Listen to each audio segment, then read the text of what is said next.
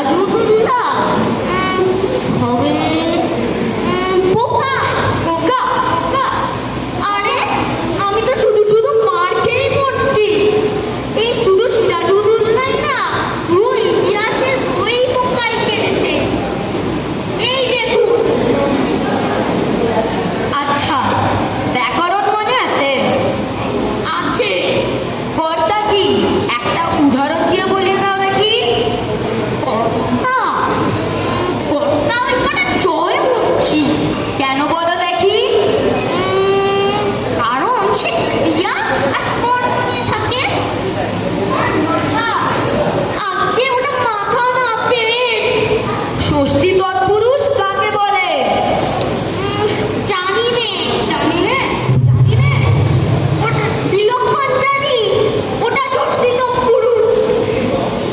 আচ্ছা, তোমাকে 6:30টায় সন্দেশ দিয়ে বলে দেওয়া হয়েছে যে 5 মিনিট সন্দেশ খেয়ে যত সন্দেশ বাকি থাকবে তোমার ছোট ভাইকে দিতে হবে। একটা সন্দেশ খেতে তোমার 2 মিনিট সময় লাগবে। তুমি কটা সন্দেশ তোমার ছোট ভাইকে দেবে? একটাও না। কেমন করে? সব খেয়ে ফেলবো, দিতে পারবো না।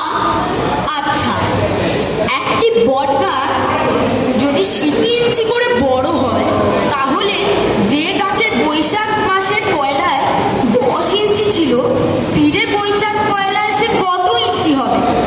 যদি সে শীতে হয়ে পেকে যায় তাহলে ঠিক জানবে। আর যদি সে শীতে থাকে তাহলে মেপে দেখলেই খাওয়ার হবে।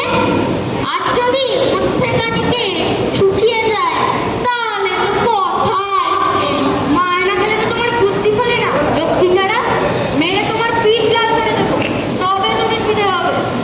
আগে মাদের জন্যেও অনেক খিদা জিনিসও পেকে যায়।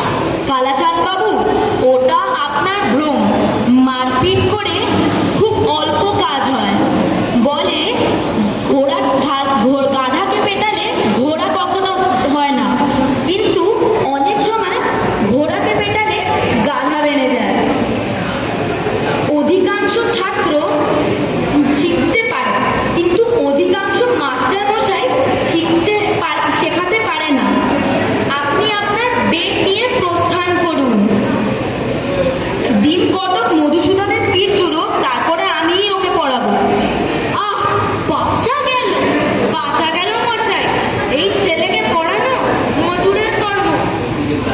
30 দিন একটা ছাত্রকে ঠকিয়ে আমি মাত্র 5 টাকা পাই। এই মেহনতে আমি মাটি কোপাতে পারলে আমার 10টি টাকা হয়। নমস্কার।